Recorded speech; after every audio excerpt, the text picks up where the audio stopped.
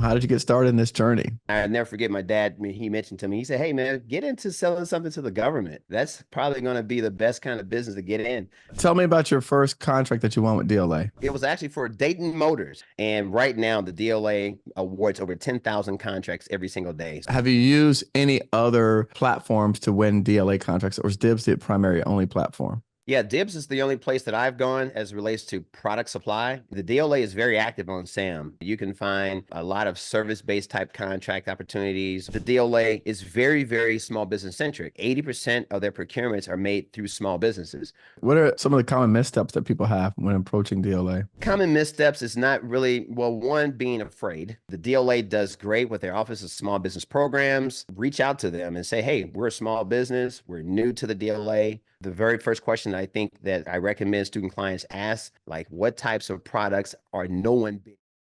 Let's go back track a little bit about where you started at. Tell people, how did you get started in this journey?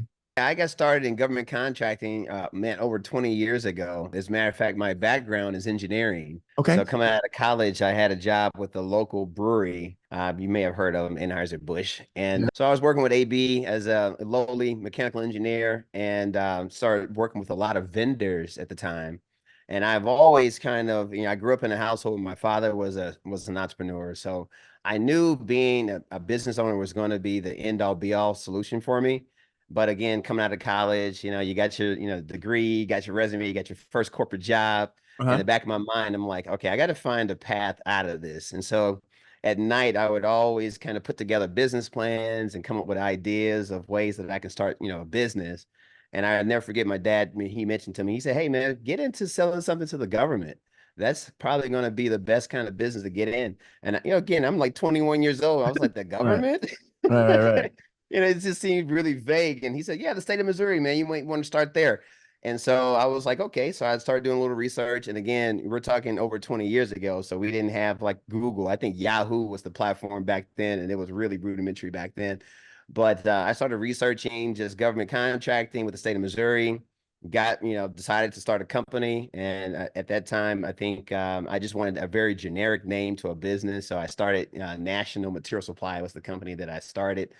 And from there, just doing seminars and all the research. And then I stumbled upon the SBA. Okay. And so the SBA had a bunch of like outreach programs going on here in St. Louis where, they were inviting you to come down and learn more about government contracting. And, at that time, learn again, state of Missouri, getting involved in bidding on RFPs, responding to RFPs with the state of Missouri through their Office of Administration. And one of my contacts over at the SBA said, "Hey, man, you ever heard of the DLA?" And I was like, "No, what's the DLA?" And so, it just kind of opened up another door to federal contracting because I found state agencies was a little bit difficult to kind of get in. I got involved in like the NBE participation programs with the state of Missouri at the time. And some friends were like, "Hey, you might want to consider federal contracting." And I was like, okay, let me just kind of dive into that. So the SBA again had the seminar, learning about the DLA. And that's when I just went all out. Now, mind you, I was an engineer at the time, and so trying to figure out my lane with the DLA because that's when I was introduced to Dibs back then. By the way, the website is still the same. That's it. 20 like It's terrible. It's a horrible experience. it's crazy. I mean, I'm sure you've noticed. You're just like, wait a minute, they haven't even changed the homepage. It hasn't even changed the banner. Everything's the same. And so I decided to get involved with looking at opportunity solicitations on Dibs. And from there, I had to kind of figure out, okay, what do I want to sell? So back to my experience working in the plant at AB, there were a lot of vendors who were selling like motors and pumps and electrical systems and panels and all that kind of stuff. Basically, equipment we were putting into the plant. So I kind of had an understanding of what that type of equipment was, and lo and behold, I found the same brands, the same type of products in solicitations on Dibs. And so one thing led to another, where I was like, you know what? Let me call that vendor that took me to lunch last week and find out if I can get my hands on this stuff. And lo and behold, I was able to get my hands on a catalog, set up an account with them, and this is something that I was doing outside of being an engineer. and started bidding on Dibs contracts based off of access to some of that equipment that I knew everything about at the time. Now, that's very fascinating. I'm looking at your LinkedIn profile, and it says you went from Anheuser-Busch, you went over to Boeing. Uh-huh. And so, were you doing it prior to going to Boeing or during that time? During that times, yeah. So Okay. I would burn the candle at both ends, so the midnight oil, just I was pretty much a serial entrepreneur, man. Anyone that knew me back in the day when I was really young was like, yeah, this guy is about his business, So I'm working during the day in corporate, and at night I'm trying to put together a company. And what I liked about Dibs at the time, it's 24 hours a day, 7 days a week. So you basically can start bidding on contracts at any time that you have time. There wasn't like at 5 o'clock the website shuts down. I mean, so I'll be up at 1 o'clock in the morning, like bidding on Dibs solicitations and trying to understand and getting pricing and working with vendors. And back then, man, we had to fax RFQs because email wasn't really a thing back then. So I never forget putting together like faxes and sending out RFQs and receiving the faxes and all that kind of stuff in my home office at the time. So So you're doing um, this. What year are we talking? we're talking like 1998, Whoa, 1999. no way. Yeah, yeah. Because see, I graduated from college in 1996, Yep, yep, so yep. I was 21 in 96 and got my first job out of college. So, again, 2 years after that was when I was working in the plant at AB and putting it, pulling this all together. Wow. So you've been doing it since the late 90s. Yes, since the late 90s. Oh Yes. man. So you supposed to been had a YouTube channel. Man, yeah, it's just like it was over my head. I had no Right. idea that Yeah. YouTube had this world. I learned about it literally 2 years ago. Did you really? Yeah, I mean, a lot of folks just don't spend a lot of time on social media. Yes. I knew YouTube was there, but I just never knew that you can make money and do things on YouTube like that. Just it wasn't a thing. Yeah. Wow. I didn't. So you just learned about YouTube 2 years ago about for this kind of content wise, right?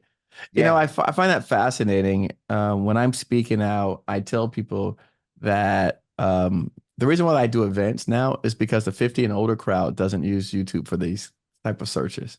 And Yeah. so I've literally segmented that. I've learned that demographic of 50 and up, they're not on YouTube looking at this kind of content. So I'm like, all of my audience typically ranges in the 18 to 35-year-old range. As Hmm. the majority of my audience because that's what their startup go to is YouTube. Hmm. Yes, Where it they is. start, Yeah. right? So they don't start out going to a conference or an event to learn. No, that doesn't make any sense. They start at YouTube, Yeah. right? And Yeah. then now the kids that are the next generation, like the teens, they're starting on TikTok for their searches. Yeah. Yeah. The old farts like me, we start at the local SBA office, the brick Right. and mortar. We're like, the who office? The local, that sounds like a phone book, right? Yeah. I mean, I get it. I started there as well. There was no YouTube when I was coming up and learning this stuff. So that's fascinating. Tell us about, first of all, you didn't introduce yourself. So go ahead and introduce yourself for people listening. Yeah, yeah. And So my name is Kiwi Hendricks. I'm the U.S. government sales manager with the National Material Supply Company, and we've been servicing the U.S. military by way of the DLA for the past 20 plus years, as well as a host of other federal agencies. And a couple of years ago, I decided to get involved with consulting and supporting other small businesses that may be interested in doing business with the DLA. So I coined the name the DLA Guru, and you can find me on YouTube at the DLA Guru, the at symbol, the DLA Guru, and launched a YouTube channel a little over a year and a half ago, and we broke about 2,000 subscriber mark a couple of weeks ago, and it's been great because I get a lot of feedback from folks that are like new to government contracting, and they've been to the local SBA office and and learned a little bit about DLA. And so they reach out to me and they're like, hey, maybe we can, I guess they're consuming the content because we're approaching about 100,000 views of the videos. And I got about maybe 200 videos or so in my catalog. So it's just kind of building it while I fly it and having a great time meeting people and trying just to empower and inspire folks about doing business with the Defense Logistics Agency. what have you seen has been, I mean, one of the things you said, the website's the same. Has there been any changes in doing business with DLA from when you started to today? Yeah, I think the pandemic really kind of rocked the DLA as well as the country in a way because a lot of what we were doing prior to the pandemic, it seemed like the DLA was just a little easier to access. You can literally call a contracting officer, get their voicemail, and get a call back within 48 hours. You could send an email and get a response back. They were pretty, they were in the brick and mortar arena, so there was probably more accountability that was going on prior to the pandemic. But then, with the government's move to everyone kind of telecommuting, work from home, it seemed like there was a little bit of a degradation in the responsiveness that you would get when you had questions regarding solicitations or issues that you may have with contracts. So that's the only thing I kind of noticed, like kind of like post-pandemic. But I believe January of this year, the DLA is now moving back into the office. So we have seen a little bit of an increase in responsiveness. So that's a good thing for those of you who may be interested in getting involved with the DLA. They do support small business, and I think it's a new directive for the DLA. They're kind of retooling and getting back on track to make sure that they have the necessary vendor base in place, folks that know exactly how to do military contracting, know how to do the packaging and labeling, and understand how to adhere to the terms and conditions of those product supply contracts, such that they can support the warfighter in their efforts on a global scale. If you're wondering what to do now that Trump is in office, get a free 15-minute assessment call with one of our coaches. Visit govconeric.com/call to sign up today. Get a free diagnostic of what you and your business should be doing in 2025 to start winning. Now that DEI is gone, all the setups are debating challenge. Figure out where are all the opportunities and what you can do under this new administration to win in 2025. So let's talk about some of your content. What are some of the pitfalls that people have when starting with the DLA? What are some of the good things, right? Why do you prefer DLA versus SAM? Let's Yeah, well, believe it or not, the biggest, like, I'm starting to kind of collect data points as far as folks that are emailing me. And my email address is fed.contracting@nmsupply.com. But I get a lot of emails coming in saying, hey, I'm locked out of Dibs. I'm locked out of Dibs. And that's probably like the number one, like, pain point for a lot of vendors. And I don't know, maybe there is a lot of hacks or cybersecurity issues going on with the DLA. Folks just trying to get in and kind of shut down the warfighter supply chain, potentially. I don't know exactly what the reason is, but it seems like a lot of folks are having issues with just accessing Dibs. And so, I typically say, hey, just make sure that you answer the questions, check all the boxes, don't try to cut corners because, you will get blocked out, So I think that's kind of an issue that's going on. We as a company have not experienced any issues, because our company is above water, as far as making sure that we have everything in place to support the warfighter. So that's one thing that comes to mind. Tell me about your first contract that you won with DLA. First contract, it was actually for Dayton Motors. And so this takes me back to when I was a lowly engineer working for AB. And Dayton Motors were all over the plant, So that was one of my jobs, was just coming up with the speeds and feeds for conveyor systems. So I literally had to size motors and conveyor systems to move the beer from point A to point B.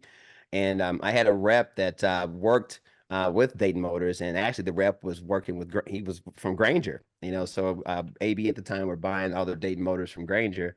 And so I had reached out to the rep and saw some opportunities for Dayton Motors with the DLA, and was able to, get pricing, get a great price. And I put a markup on it and responded to a DLA solicitation and got my first award for some Dayton Motors.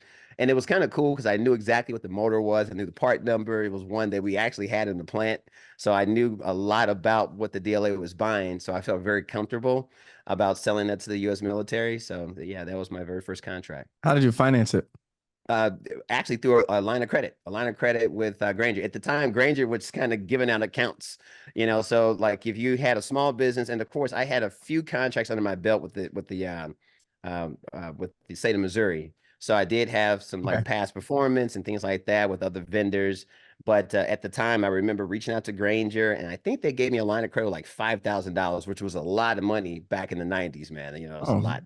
sure. Um, and so had the net 30 terms. So I was able to, buy it on credit basically and get it shipped. And the DLA at the time, they paid net 30. So it just kind of worked out. I got paid, Granger got paid, everyone's happy. Nice, nice, nice.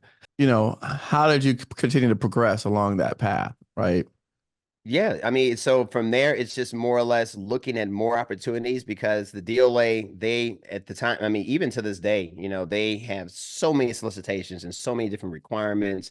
And right now, the DLA awards over 10,000 contracts every single day. So there is just kind of this huge, array. I call it a sea, the DLA sea of opportunities. So I would just cherry pick different types of motor contracts and just going after anything that I knew that I had some understanding of, like actuators. I started getting into valves and pumps because that's kind of what I was doing working at the plant. And so there was just a wide array of those types of opportunities that the DLA had on Dibs at the time. Nice, nice, nice, nice.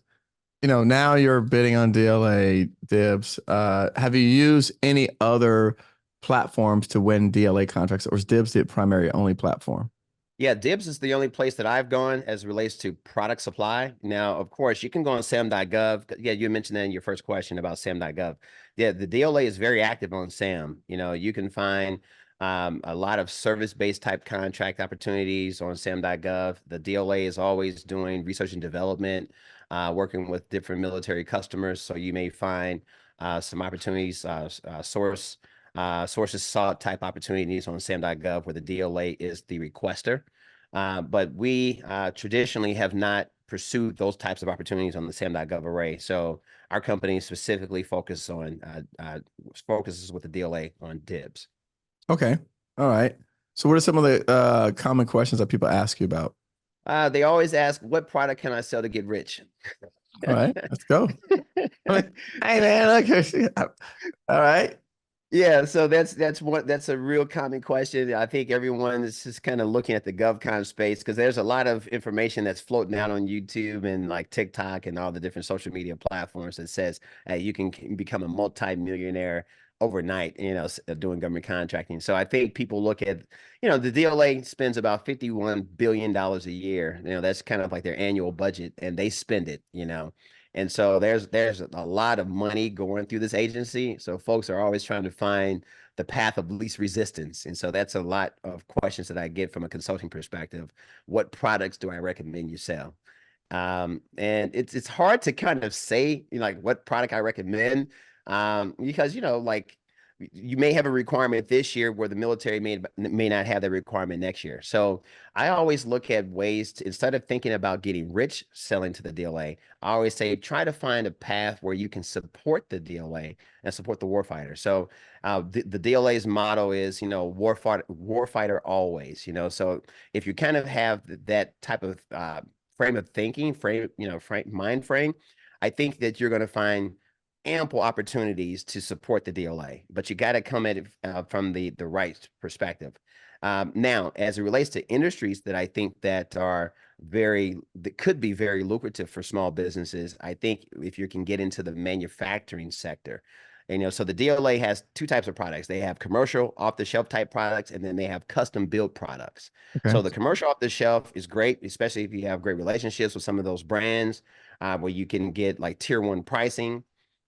Fantastic if you have those connections into that world. But the custom manufacturing arena is one that's teeming with opportunity because during the pandemic, there was a lot of that industry it got decimated. A lot of mom and pop manufacturing companies are no longer. I mean, you may have had key people in those organizations that ended up passing away from getting sick and things of that nature. So it just really rocked the industrial base for the DLA and the U.S. military. The last I checked, Eric, I think that they lost over 33% of their industrial base. Mhm. And that's a bad thing for the warfighter. And so they know that this is kind of priority number one. How do we stimulate the U.S. economy and find opportunities for companies to get back into manufacturing? And so, that's part of what we do on our channel. I talk a lot about, companies taking on the plunge and getting involved from either rapid prototyping or 3D printing, 3D, those types of arenas where you're able to take a look at what the warfighter needs and see if you can build it versus trying to go buy it, so that make versus buy kind of scenario. So I think that if you're able to kind of get in that lane, you can pretty much write your ticket. So you said there's two lanes. There's commercial off the shelf, and then there's manufacturing, right? Mm-hmm. Okay. All right. So how would someone go into getting to either of the two lanes? What would be the path? So the path, so let's say that you're interested in commercial. I always recommend folks to always get involved in things that you know about. And like, Okay. for example, my first contracts, again, I knew about pumps, motors, actuators, because I'm in the plant and that's what I'm doing. I knew what the brands, and I knew what an actuator was. A lot of folks are like, what in the world is an actuator? Well, you got to know what it is in order to sell it, kind of thing. And so that's what I recommend. Get involved in commercial products that you know something about. I get a lot of student clients that say, hey, I'm interested in doing medical supplies, but I also, I want to do ammunition, I want to do this. And I'm like, wait a minute. One, it doesn't support the other, you know? And so, I always say focus in on what you know, and that way you'll have just kind of a lane and you won't have analysis paralysis and just be overwhelmed. Now, from the manufacturing sector of it, I think you have to partner with companies that have the ability to produce products. And so you have to have kind of what I call a sourcing hat to find mom and pop manufacturers who may be in your backyard. I always recommend student clients, if you're in Florida, there's no sense in you trying to marry someone that's all the way in California. You want to look in Florida, find out what the industrial base is there, see if you can bring some value to companies that may not know anything about government contracting, may not care about government contracting. And so you are able to be a value added partner by understanding who the customer is and then bringing opportunities to those particular partners to see if you guys can create a relationship that can support the warfighter. I like it. I like it. What are some of the common missteps that people have when approaching DLA? So the common missteps is not really, well, one, being afraid. I think a lot of folks think it's U.S. military, everything is military grade. I don't want to make a mistake and send the wrong thing and end up in the federal penitentiary somewhere. So I think people are kind of afraid of it, and I can see why. It's the U.S. military. You always think, yeah, the worst thing you can have is a helicopter flying over your house or something, right?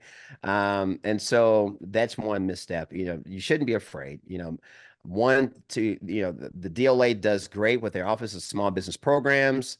You can reach out to the Office of Small Business Programs, let them know who you are, let them know you're interested in whichever command that may be, land and maritime, DLA aviation, DLA energy, DLA medical, and reach out to them and say, hey, we're a small business, we're new to the DLA, this is our capability statement, we're interested in learning more about how we can support. The very first question I think that I recommend student clients ask Office of Small Business Programs is, hey, what areas is the DLA lacking? Like, what types of products are no one bidding on?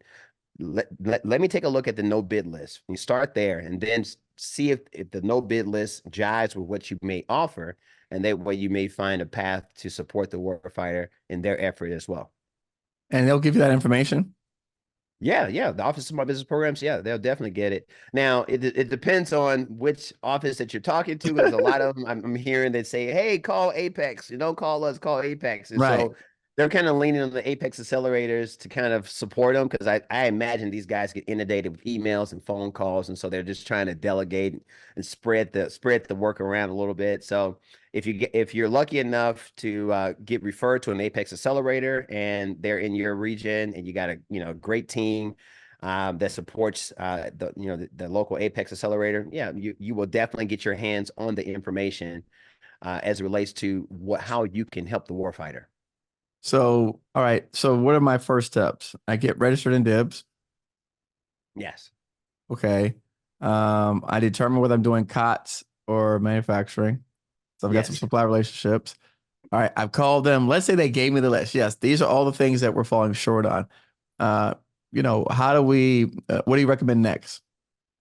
Recommend next one. And you're going to get a huge database of things that are falling short on. Keep in mind there are over 100,000 solicitations at one time that may be out in the deal on Dibs. And again, they're awarding like 10,000 contracts a day. So there's a lot of activity going on. So you can get a little bit overwhelmed with the amount of information that's there. So I definitely recommend seek coaching, seek consulting, seek folks that have been in the space that might be able to help you kind of um, dumb it down and to basically put it in layman's terms for you versus you kind of bumping your head and skinning your knee and trying to figure it out on your own, especially if you're new to the space, because there may be solicitations or national stock numbers where there may not really be demand for the item, and that's why no one's bid on it, or even folks that have bid it and didn't get awarded because the warfighter no longer needs it. So you have to have someone that has like the decoder ring to kind of help you understand if there really is a strong demand for that item before you decide to kind of tool up and get involved in manufacturing for that item. But you kind of need someone to kind of give you some assistance versus you trying to figure it out on your own. So that's what I recommend.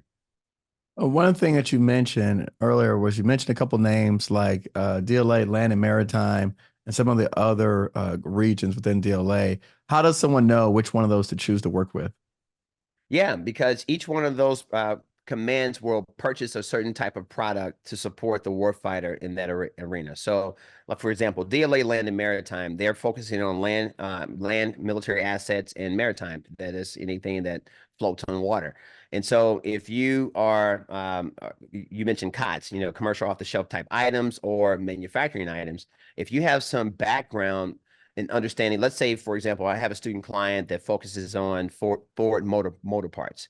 Ford has a lot of military contracts, so if you're able to have access to Ford at some level where you have a relationship with distributors that work with Ford, or you may be able to buy directly from the OEM, then the DLA will be a great customer for you because there's a bunch of products that link back to Ford manufacturing, whether it be part numbers or whatnot.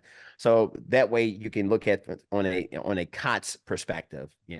Now if you're getting into like manufacturing, there may be products where the OEM no longer supports that. I was talking to a student client this morning, and for example, Boeing has programs or products that they may produce for the military, and they may have like a 20-year contract where they may produce so many birds, for the first 10 years, and then they'll support those birds for the next 10 years, or they may have spare parts and things like that. So after those programs kind of de-escalate, and so where Boeing is no longer supporting it, those particular assets are still out there in the field. The military is still doing overhaul. They still have those types of assets still still active. And so then they look on the small business community or the DLA to go after buying the spare parts that they may need in order to keep those assets going, where they don't look at Boeing any longer because Boeing doesn't do, let's say, short runs. So now they're looking for manufacturers that can produce short run opportunity products to support those platforms. Why would going back to your example of Ford, why would Ford not sell directly to them? Yeah, perfect example, because it may not be it may be what's considered short run. So Ford may say, hey, look, we build and there's economies of scale. We're not going to just build 10 hinges that go on a particular military vehicle. But you may find smaller mom and pop shops that's what they do. They do short run production, so they're set up to be able to retool easily. Whereas a bigger company, it's really costly for them to change their tools and their dies and things like that in order to bring on a short run. It's just not profitable for them. So they thump their nose at it. And the DLA is very, very small business centric. And so a lot of times when you go on Dibs, I think like 80% of their procurements are made through small businesses. So the DLA is really one of those agencies that wants to find folks that are able to do short run manufacturing, hence small businesses. The bigger boys, they don't operate in that arena typically.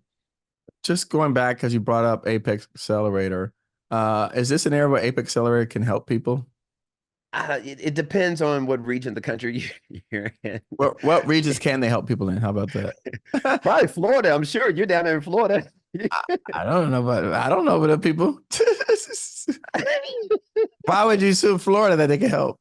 Well, it seems like there's a lot of content creators like yourself and bigger content creators that are kind of like coming out of Florida. I'm like, wow, Florida must be teeming with opportunity and What's that do support. with Apex? How does that relate to Apex? Well, Apex, they help small businesses or medium. They're there to support, government contractors. Right. So I kind of think that, maybe there's a great community down there because there's so many folks that are doing big things out of Florida. Whereas if you're like in smaller areas of the country where Apex may not have really quality consultants or folks that really don't know what the heck they're doing, it doesn't really, you're just chasing your tail a little bit there. Okay, so you're assuming. Now that's just an assumption. You're assuming, right? So like, I don't know. You can say I don't know. It's like, Yeah, I don't know. I don't know is a good answer. My Apex Acceler was the worst Apex. They're the reason why I started a YouTube channel because they didn't exist. Wow. So the opposite is actually true. Places where they have great Apex accelerators, you don't need content creators making content because people know what they're doing. Okay. Think about that standpoint. You got to come out here and make it because the people don't know what they're doing because there's no one giving the information. So someone has to come out and provide that tools.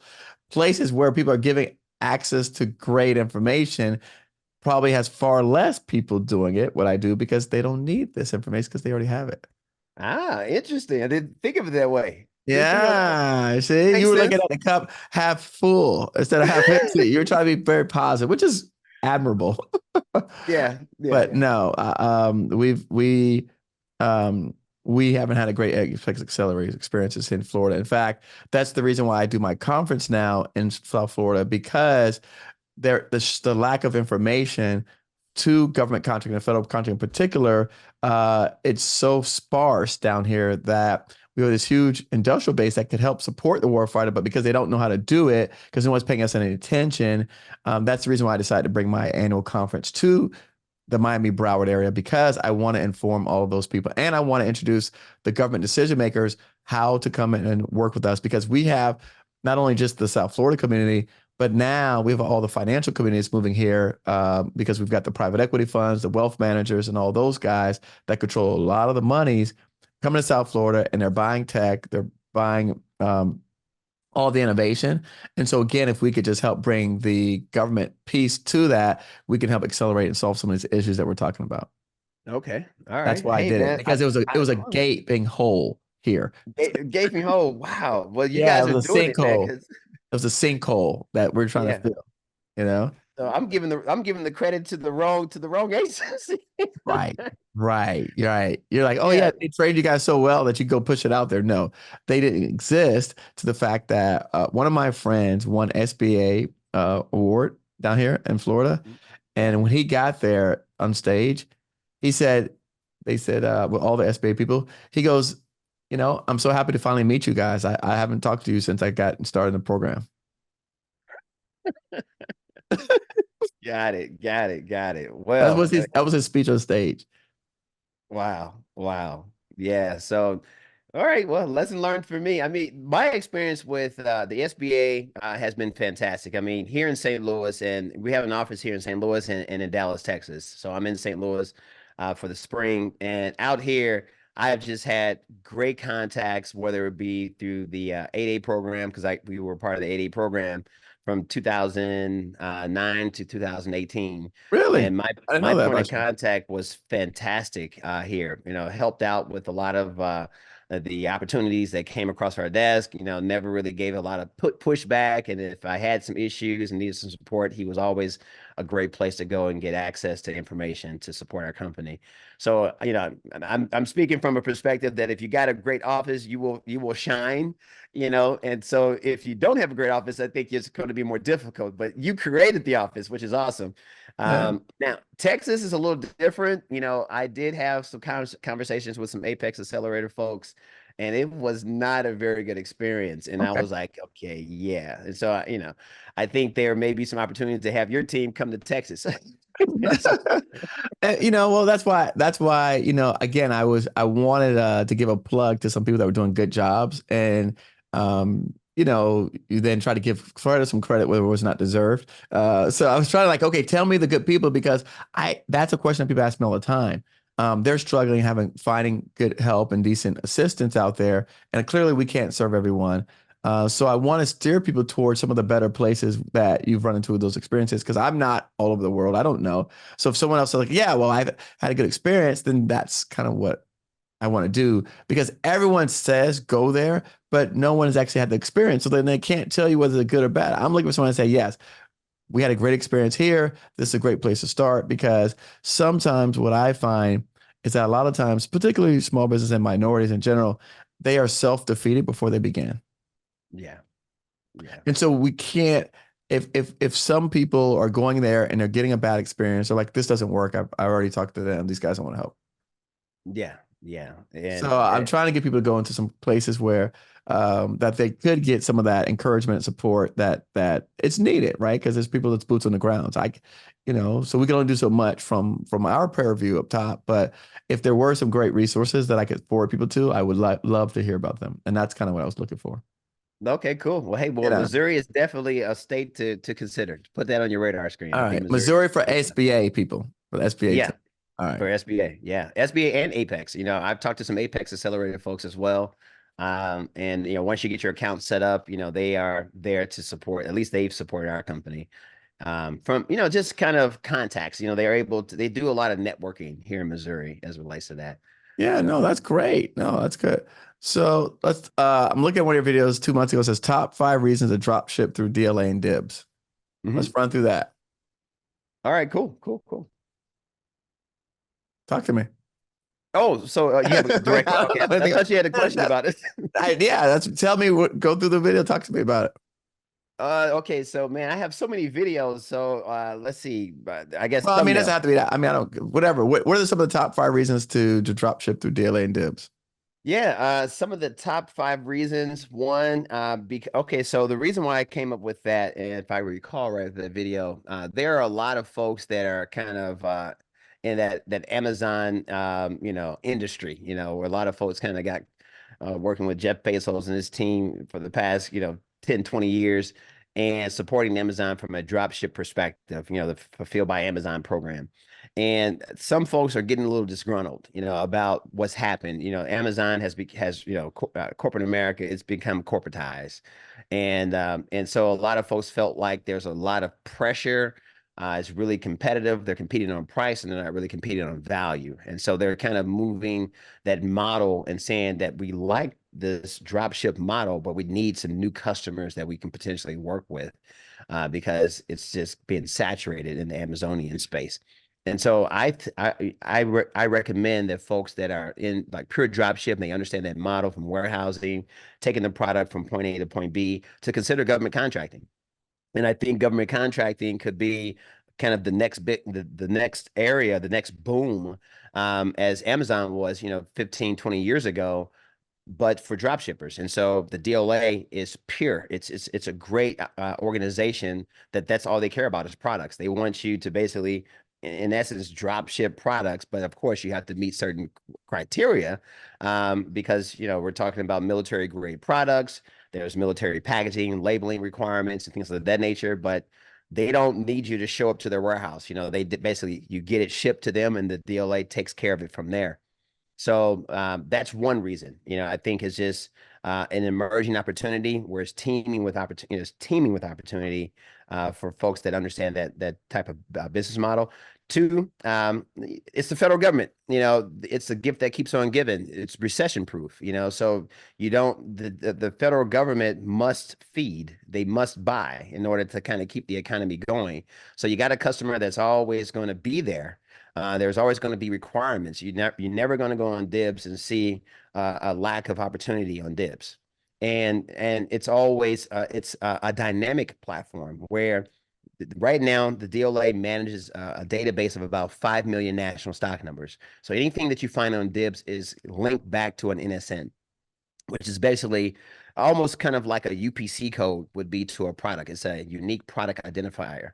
And so this database of 5 million NSNs is dynamic, meaning that innocents are coming in and coming out of it. You know, as products are decommissioned or the military no longer needs it, they're being removed.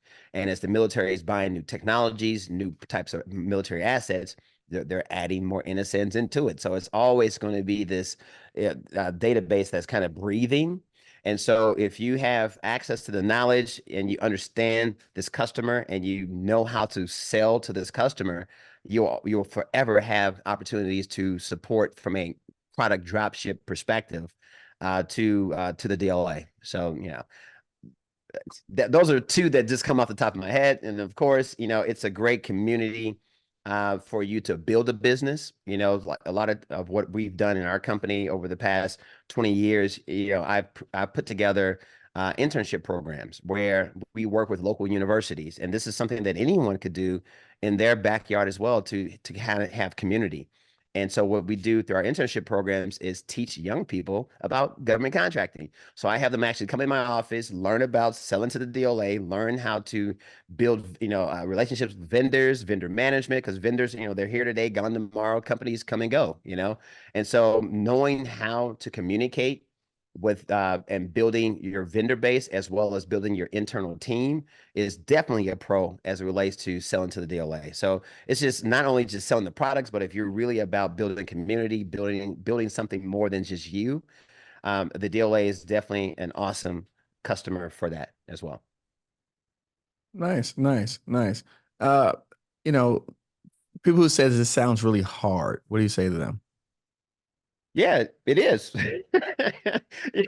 I would never tell anyone that it's easy. And it's not a get rich quick scheme. It's, you know, it's a marathon, you know, not a sprint. It's government contracting. You know, you want to make sure that, and I don't recommend you sprinting because, you know, we're talking about people's lives. You know, you're talking about military folks, and you know, you want to make sure that they're getting what they need and that that product performs because it could be, you know, life or death for a soldier.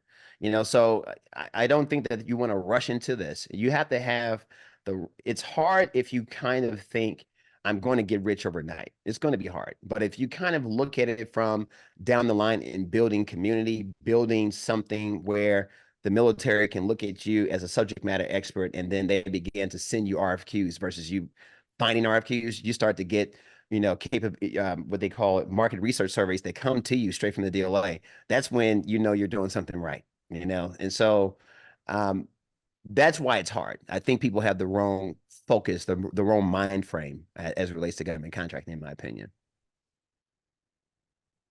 Well, you know, it's interesting that you say that because I think a lot of times what I've seen is that people come in, they say, I'm a woman, I'm a veteran, I'm a, you know, SWFB, I'm a hub zone.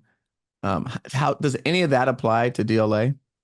Yeah, so DLA loves socioeconomic distinctions. I mean, I don't have, I guess, the cross section of how many DLA solicitations are set aside for socioeconomic distinctions or not, but I know that they do about 80% of the procurements are done with small businesses, and then I guess from that 80%, you can then kind of cut that up into woman-owned, veteran-owned businesses, hub zone vendors, 8A vendors, and things of that nature. But yeah, the DLA is very centric to socioeconomic factors as it relates to it. I mean, if you go on Dibs, you'll see that they'll show you like there's an icon next to the solicitation that shows you what factor or distinction it has been set aside for. So set asides are a big thing with the DLA. But um, you still have to buy the products, ship the products, deliver the products, right? Um, so what advantages, I guess, does a person have for the socioeconomic? Is it just the fact that it like no one else can bid it? Yeah, it limits competition. So, Okay. you know, like it doesn't necessarily block out competition, but what it will do is give preference. So let's say that you are a veteran-owned business and you go after a veteran-owned set aside, but your price is 400% higher than someone who's a non-vet who may be bidding on the same opportunity. Because just because it's a set aside doesn't remove you from being able to bid on it if you don't have that set aside status. And I don't know what range the DLA will allow an overage of like what's considered a fair market price because Sure. you're a vet. But the way that we teach our student clients that come in through my master classes is, bid your best price. Always bid to win, bid that's going to benefit your organization. But the fact that the DLA is even putting a socioeconomic slapping that factor on it means that, hey, they would really love for this opportunity to go to like check that box for whatever their participation goals are, so uh, long as you're not trying to charge $1,000 for a hammer, you'll have a shot at winning the contract, right? And so, yeah, again, I think the DLA has definitely proved well for us.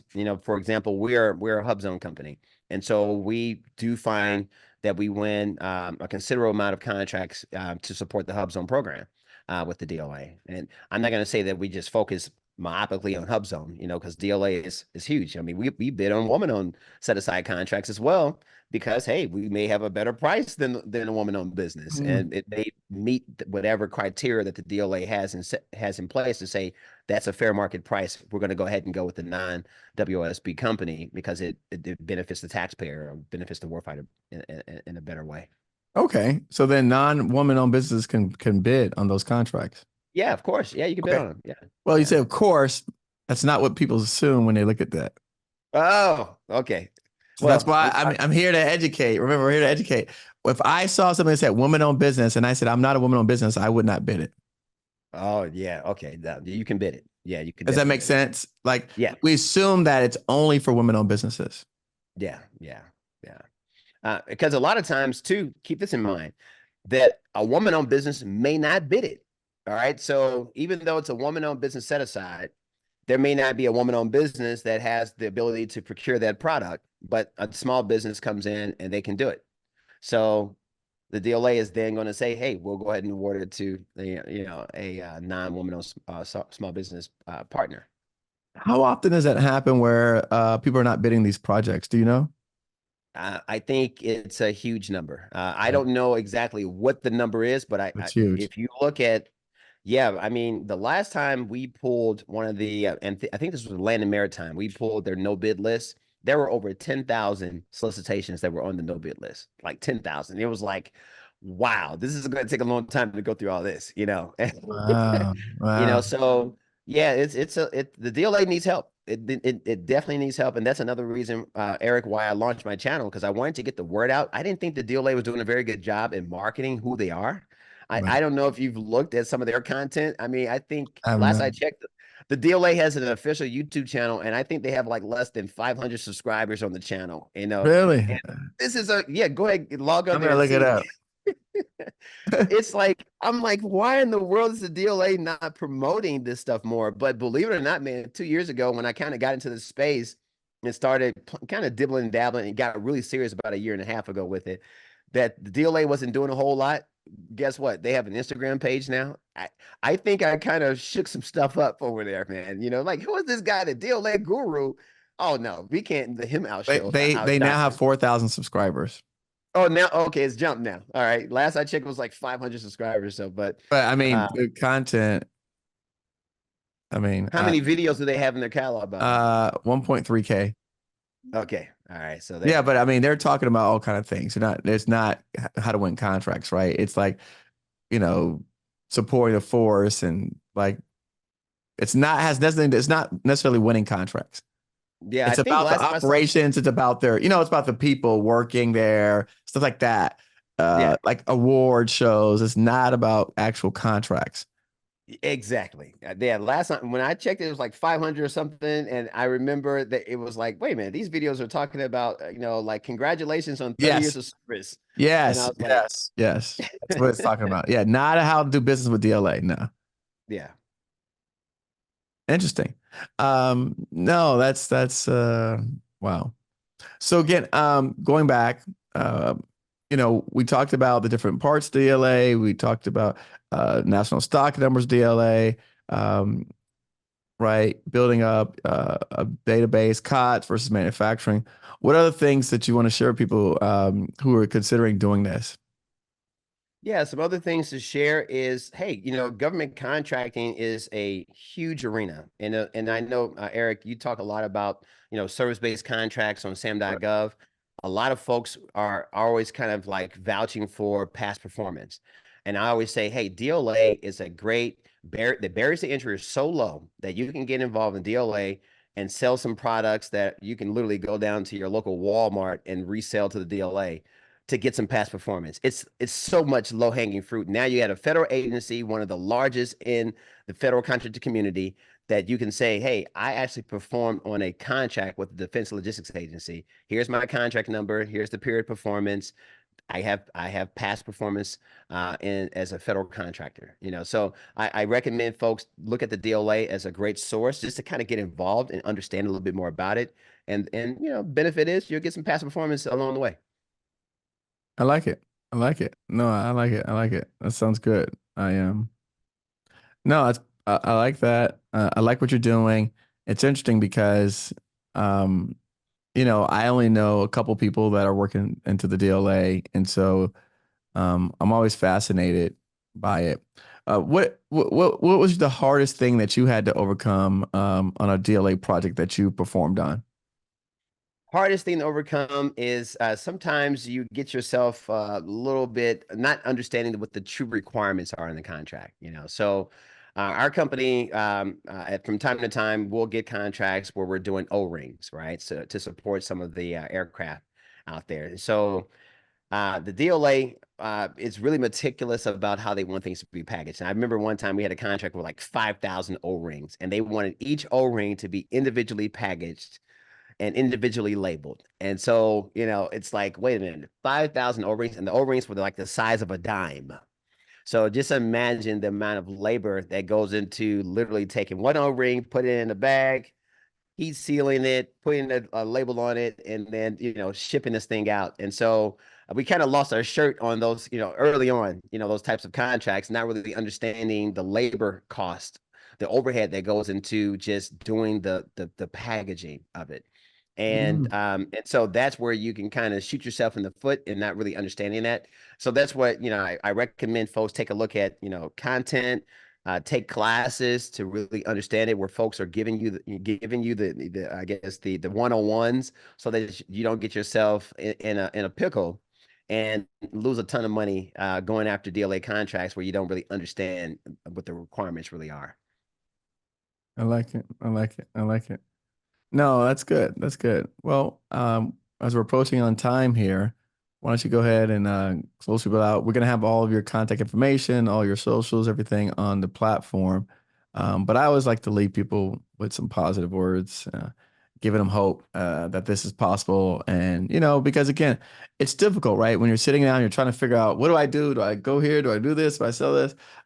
It's really challenging for a lot of small businesses, and I understand what that's like, and I know, and like yourself, it's been a long time since I started from zero, so so it's hard for me to put myself back in that driver's seat. But I'll let you go ahead and close people out with a message from the DLA guru. Yeah, thanks, Eric. Yeah, man, it's fantastic, man. And yeah, one thing to support your comment there, and as to close out, I'm working on creating a DLA vendor network. So over on LinkedIn, you were checking out my LinkedIn page there. If folks are interested in just kind of being a part of the DLA vendor community, because I think it's so disjointed in the space that no one really knows who's doing what. A lot of questions going here or there. And I think if we're able to kind of create a community effect, not only on YouTube, but some of the other platforms where we can start to kind of share notes, company capability statements. This is who we are. This is where we're located. You never know. You may have some companies in your backyard where you guys might be able to sit down and break bread and go after larger DLA opportunities because you're forming partnerships. And so I would say, yeah, definitely take a look at my channel, reach out to me, fed.contractingandsupply.com, get involved in learning more about the DLA and how we can create a huge DLA vendor network. Oh, that's awesome. Well, Kiwi, listen, thank you so much for coming on today. We appreciate you sharing your information. As always, again, we need more people out there making content about some of these opportunities, because what I found is that a lot of times we just don't know it exists. Kind of like what you said to me before, you didn't know YouTube existed. And then you were able to see someone that looked like you on YouTube. And so you're like, okay, I can do this. Same thing I think with DLA, right? As we see more and more people that are in this space that are successfully doing it. And also, we know we have some people that we can turn to for help if we get stuck or we get in a pickle. Hopefully, you turn to people for help before you get in that situation. But I know my people; they'll wait till they get in a situation to turn for help. So that's okay. I'm okay.